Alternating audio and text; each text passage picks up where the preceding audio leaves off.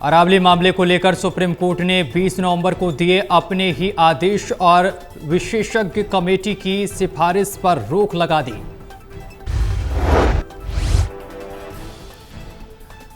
श्याम सिंह राणा ने कहा है कि अरावली से छेड़छाड़ नहीं करने वाले सुप्रीम कोर्ट का फैसला ऐतिहासिक है। अरावली के नाम पर विपक्षी सिर्फ राजनीति कर रहे।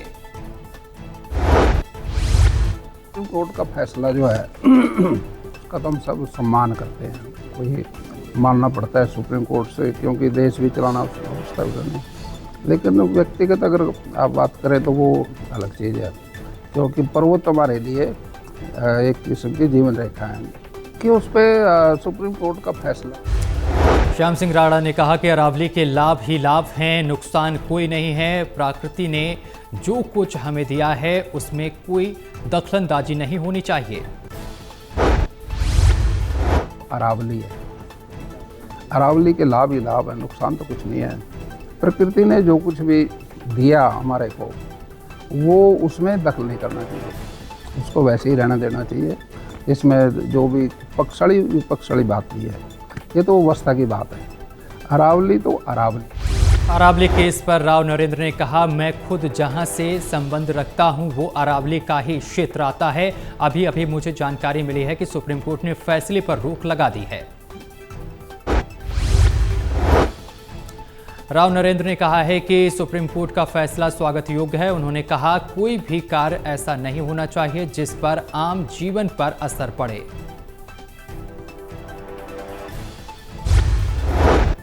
रोक लगा दी गई है। जो मेरी जानकारी में अभी आपके पर साथी ने बताया कि मैंने खुद नहीं पढ़ा है, लेकिन जो मेरी जानकारी में आया है स्वागत योग्य फैसला है। और हम ये समझते हैं कि कोई भी कार्य ऐसा नहीं होना चाहिए जिससे आम जनजीवन पर असर पड़ सके। जो उनका ही फैसला था उस पर रोक लगा दी गई है। जो मेरी जानकारी में अभी आपके पर साथी ने बताया कि मैंने खुद नहीं पढ़ा है, लेकिन जो मेरी जानकारी में आया है। भिवानी के बॉडी बिल्डर रोहित धनखड़ हत्याकांड मामले की जांच से पीड़ित परिवार संतुष्ट नहीं। इसका आरोप है कि मामले के सभी आरोपियों को पकड़ने में कोताही बरती जा रही है।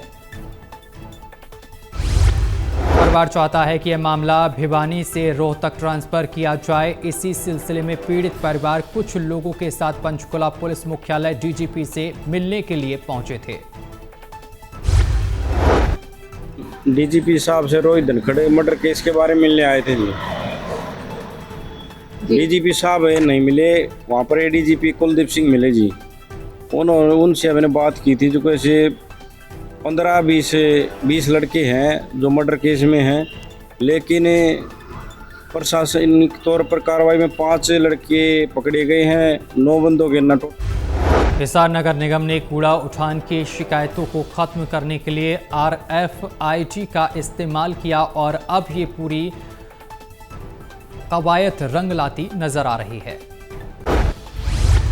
को जैसी की व्यवस्था बनी थी कि 2 जोन में बांटा गया है, वार्ड नंबर 1 से 10 और वार्ड नंबर 11 से 20।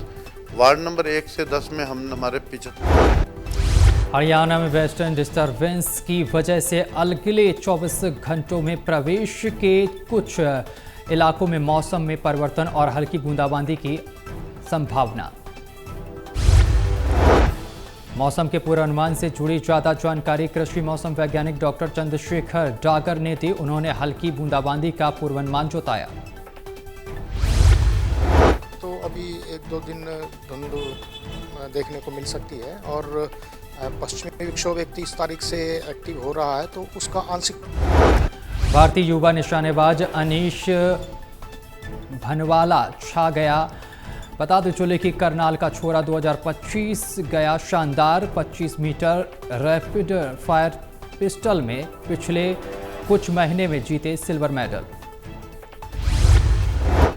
अनीश ने कहा है कि 2025 का साल उनका काफ़ी अच्छा रहा है। काफ़ी मेजर प्रतियोगिता थी, एशियन चैंपियनशिप कजाकिस्तान में, उसमें 2 सिल्वर मेडल जीते। साल बहुत ही अच्छा रहा। रिसेंटली 3 मेजर कॉम्पिटिशन थे इस साल के। एशियन चैंपियनशिप जो पंचकुला में होने वाले बिजली विभाग में ऑनलाइन ट्रांसफर पॉलिसी के खिलाफ होने वाली रैली को लेकर बिजली विभाग के कर्मचारियों ने गोहाना में मीटिंग कर बनाई रणनीति।